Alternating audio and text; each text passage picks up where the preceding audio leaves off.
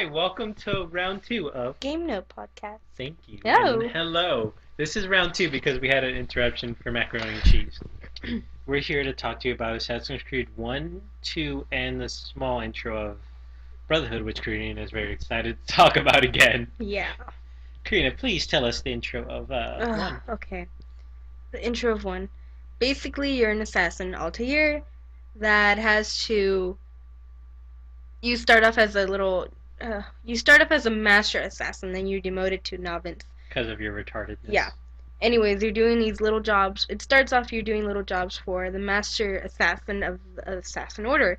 So, yeah.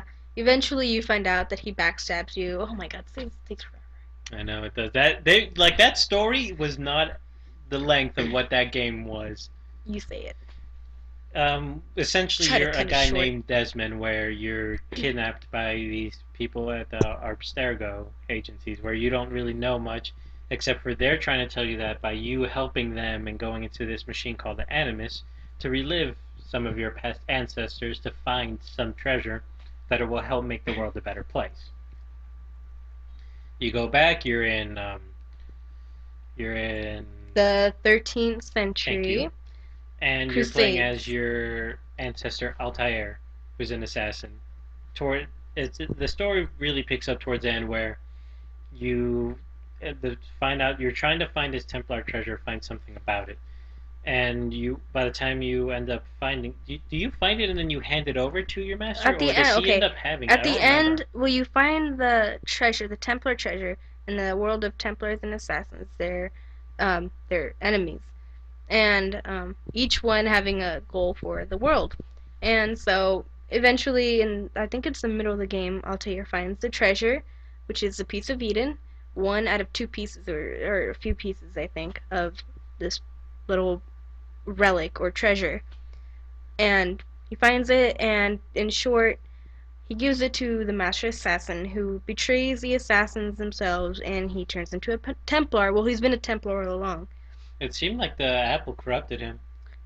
Oh, yeah, the apple does that. Yeah, it has a weird side effect the longer you're around it. The pieces of Eden can corrupt you because it is so powerful. It is not man-made. It is something that the whole game has to do with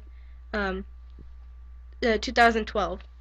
So this is like a year when the normal game takes place. Exactly.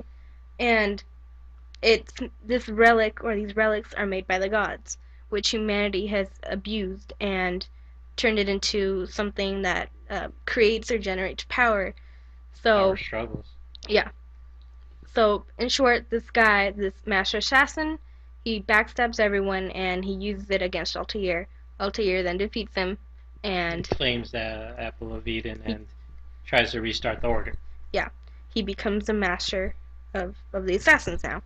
Then when you come back to the real time, and these scientists that are trying to figure things out leave, and you learn that this one assistant, Lucy, is actually an assassin who's been trying to help you. When you're not in the Animus, he's talking about when you're Desmond. Yeah, there are points in the game where you're in the Animus and you're playing as Altair, and then points where you're out of it in this small laboratory as Desmond.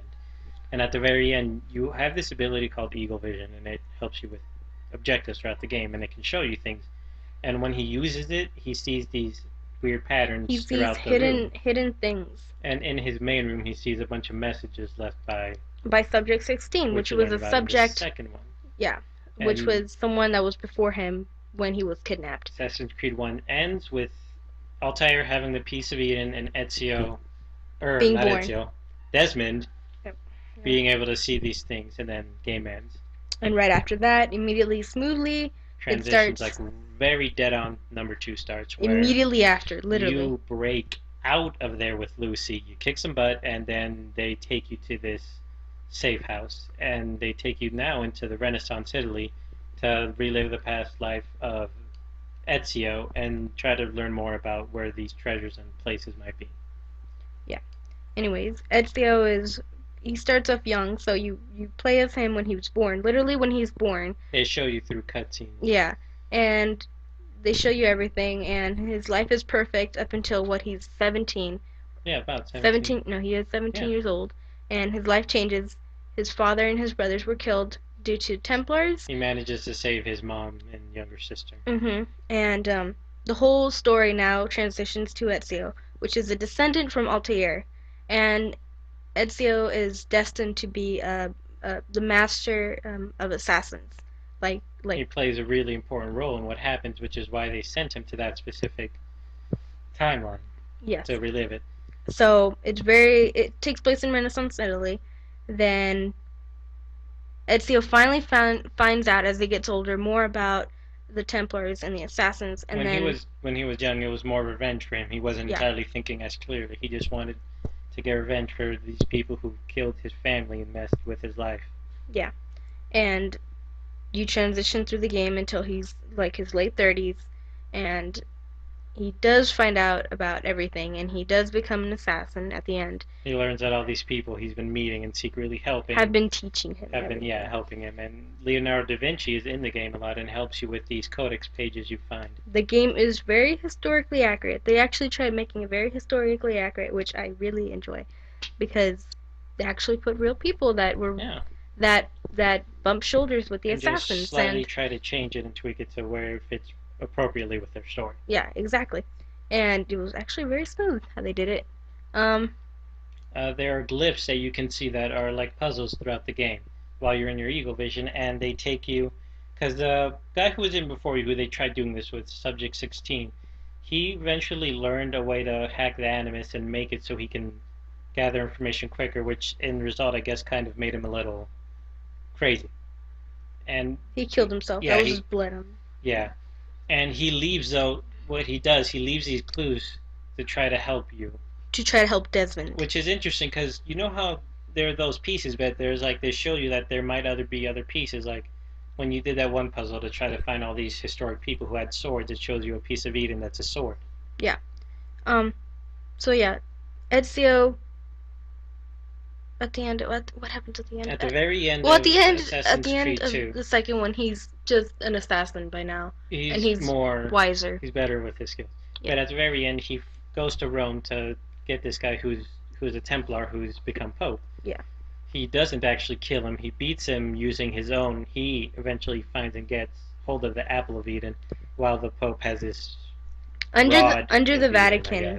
Under the Vatican is supposedly where there's that where staff. It fits, where the staff and the piece of Eden fit. So when Ezio goes down there, he puts 2 and 2 together, and there's a secret room. And it in Italy, in Vatican, Italy, Vatican City, and actually the cool part about that was when you were in there, the weird goddess that it shows in. This is Minerva. Where the story. Just real quick, the story it freaks me out that they might pull like a M. Night Shyamalan with the story, because it can go really retarded very soon, just from what I've seen. Well, I want to say what I was saying, because they might get. Anyways. He puts 2 and 2 together. Under the Vatican, there's a room, and he puts 2 and 2 together, and he finds Minerva. Minerva is a goddess, or a few of the gods that created humanity, and also the pieces of Eden. And pieces of Eden, which the humans got a hold of, and that's why we're like this modern day, how we are right now, you and me. And I think he left the piece of Eden and the staff there, and he did not. Not the piece of Eden. He took the apple with him. He took the apple with him. He left the staff, but there's 2 pieces. I don't remember what happened to the staff. Specifically, the staff went back in the ground. That's right. Yeah, it's still in Rome in the Vatican. Yeah, it's still under Rome in the Vatican when the game ends. Number 2 ends, and right after that, But the cool part when you were in there and the goddess was talking to you, and Ezio was like, "Is she talking to me?" And he's just like, "Wait, I'll talk to you in a second." And they make it seem like they're talking to you, the player, but they're specifically talking to Desmond. That was a brain fuck. That was a mind fuck. No, that was. She's like you, and I was like, "Wait, me?" And it's like she's not really. She's technically referring to Desmond, which is kind of interesting. But she's talking to the player, to you, actually, who's playing. Who the fuck is Desmond? Who's this? They made it to the goddess talk to Desmond, but also at the same time trying to talk to you.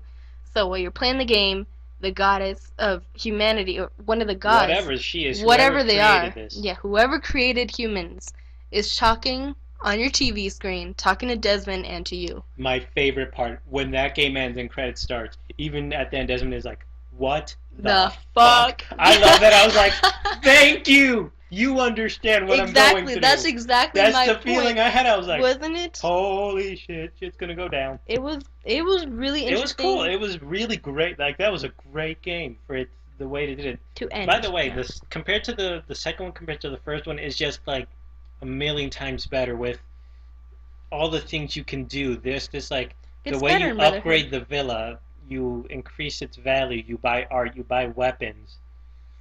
The platforming you do when you're getting these pieces to get the Altair armor, and you'll see that tomb with other famous assassins who killed like Cleopatra and killed all these people. Anyways, not to Brotherhood. Not yet. But the one last thing I want to talk about is how, well, we mentioned it before, where all these other famous historical people like Houdini and them were able to do some of these great things because they had of the apple they had a piece of Eden with them, like the people who made the bomb. I love those parts in the glyph puzzles where you find the piece of Eden and then it explodes into the atom bomb. Yeah. How these people were able to do this and how it's just basically humanity has famous people around the world have have gotten hold of these pieces of Eden like the apple and these relics or other pieces for all we know. Yeah. They don't. I don't think they know how many pieces there are. And for all that also created a lot of power struggles and created wars over these pieces of Eden for people to try to gain some kind of power. So, in a nutshell, 2012 is when the Templars have a plan, and the assassins have to stop the Templars. By 2012, there aren't many assassins left. I mean, even in the first game, they tried to rescue you, and whatever group they sent died. Are you talking about the assassins? In the first one, where they're like, some of your brothers tried to help you, and he's like, who? Yeah, the assassins are dying. Yeah, they're very small numbers right now, trying to just manage crowd control. Mm-hmm. And the Templars are like very much on the brink of winning. Yeah. And it's all up to Desmond and pretty much Ezio and Altair to help each other. Find these pieces throughout the world to try to find whatever pieces of Eden, and then it's just like landing who has what pieces, and then it's they're basically destined to save those pieces of Eden. Yeah. Ezio right now he's destined to be the master of assassins like Altair and Ezio was. The way the second game ends, so in the Animus, it ends with Ezio in that room trying to figure out who's Desmond, and I still love that what the fuck moment with Desmond, where it ends, and as the credits start rolling, you come out of the Animus and they're attacking the base. We have to get out of here. We have to leave. From there, the Templars. And again, Templars, hello, just a pistol, a taser, something other than these batons. Yeah, that was weak. Yeah, I should not be able to kill. They should. It's just. That was weak. That part was like. Anyways, right after that, you escape, and that's when Brotherhood starts. That's where Assassin's Creed 2 ends, and it's a phenomenal game, and where Brotherhood will take place. The other great parts when you're upgrading the villa and getting these pieces for Altair's armor, it's just all these great little things with the characters. Little tweaks here and there. Just make the first game seem like such a bigger pile of crap. Anyways, Brotherhood, we can't really talk about much. Yeah, we probably shouldn't because you're not. We'll save a Brotherhood for another day. Except I'll be the first to say Brotherhood starts and like, oh my god. Yeah, I'm telling you, it's like a good soap opera. Yeah, it really is a great story. You should look into, if you haven't played Assassin's Creed 2, you should play it. And if you want, try one. If you don't like it, wiki it, go to 2. I'd still would recommend playing 1 though, because it gives you so much more of a I highly recommend playing 1. Anyways, when I can. Yeah, but just overall, okay, we'll save Brotherhood for another day. We'll wait until you're done, because a lot of people are still playing it too. Even though it's not a very long game. But real quick before we end this, what was your favorite part in 2? 2, the whole thing. Just like one part where you're like, oh, this game, I love it. The end, because it was that. It was that was a boner moment. That was an amazing moment. You're just like, oh, move, I'm trying to play. Yeah, it was great. Just everything, the tweaking and being able to buy weapons. Yeah, you said that. The art. I like that part. That's I know. why I was repeating.